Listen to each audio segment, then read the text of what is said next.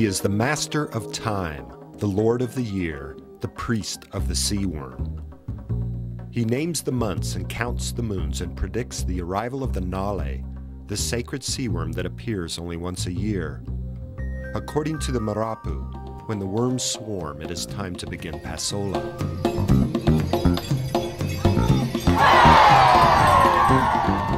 I had come to Sumba to document Pasola, a strange ritual where hundreds of men on horseback hurl spears at each other.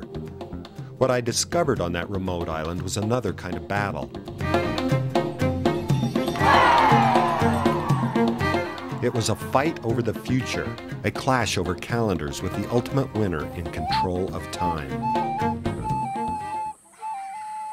The island of Sumba reminds me of that 1950 sci-fi movie, The Land Time Forgot. This place is filled with legends and spirits, and the people used to be headhunters. It's not easy to get here.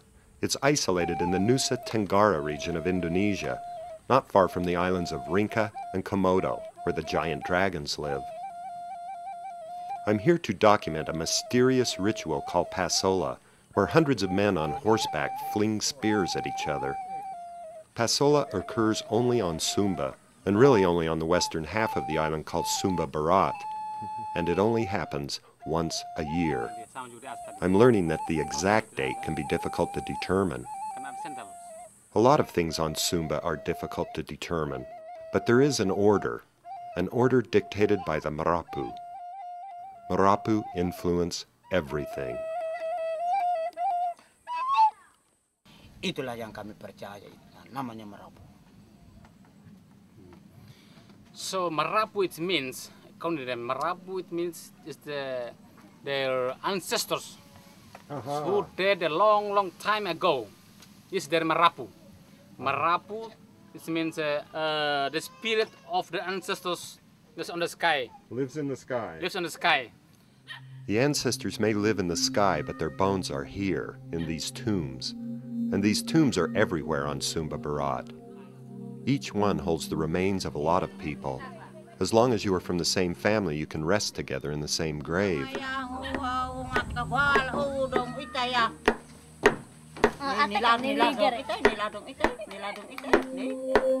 Now, back to the battle over time, the clash about calendars. This fight has to do with Pasola and the Marapu, but in particular it is a struggle between the government and the Marapu holy men, who are called Ratos. This is the field where Pasola was supposed to take place today, but as you can see, nobody's here. Normally the Ratos set the dates for Pasola, but this year the government came up with the bright idea of scheduling their own dates, and so that created a problem. The local Ratos decided that they wouldn't go along with the government. So the Pasola that was actually scheduled to happen here today, the villagers said, don't do it. And if you do it, we're going to come and kill your horses.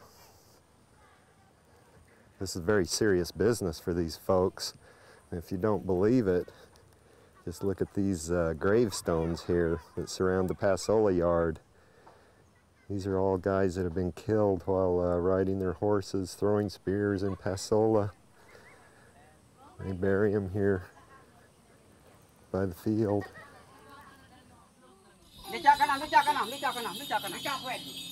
According to the grandfather say, if you die on the Pasola time, will bring you a good blessing when you are in the heaven.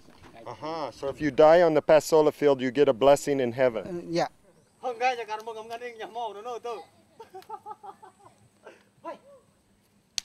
This is the village of Bukabani, home to the Rato who postponed Pasola. He is a special Rato called the Rato Nayle, which means he is the master of time, the lord of the year, the priest of the sea worm. It took some serious negotiating along with cigarettes, betel nut, and a little money, but finally the Rato Nayle agreed to talk.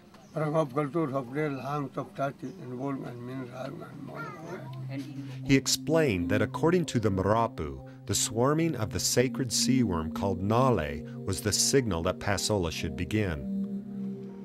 He said there were 7 signs he used to determine when the worms would swarm.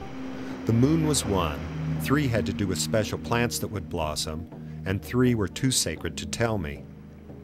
He had made his calculations and the time was not right. The worms would not mass for several more weeks. There would be no Pasola in his village until the Nayle arrived.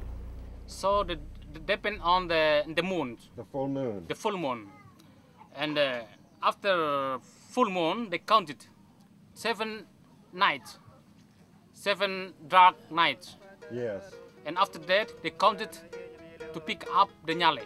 Seven days. After 7 days, then the Nayle come. The Nayle come. Each year, the Nayle swarm only for a few hours, usually 7 days after the full moon in February. It is part of the sea worm's reproductive cycle, which is coupled to the cycles of the moon.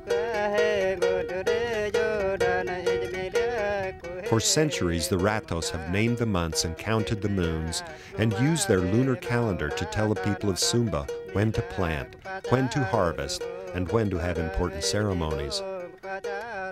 But now the government wants all that to change. Imagine for a moment that the United States government decided it would be better for business if Christmas was always celebrated on a Saturday.